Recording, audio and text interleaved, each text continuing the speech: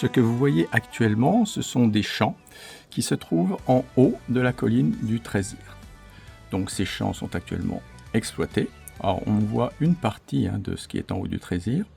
Là en arrière-plan, on aperçoit un petit bois avec des blocos.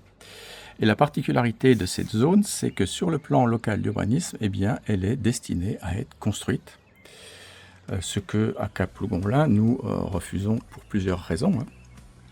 Alors, une des raisons, c'est que si ces champs deviennent des habitations, eh bien, on pense à coup sûr qu'une ferme au moins disparaîtra sur la commune, et on ne souhaite pas faire disparaître d'exploitation agricole, ça surtout pas.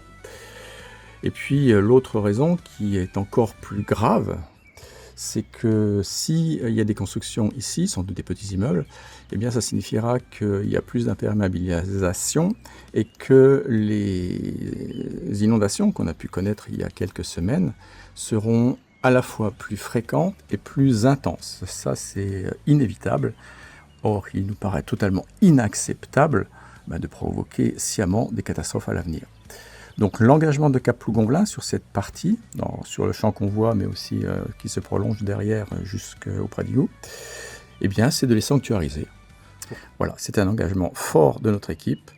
Si on continue et si on laisse faire les choses, eh bien ça va se finir par ce qu'on voit ici. Voilà, il y a quelques années, au début du mandat de la majorité sortante, cette zone-là était encore pleine de champs.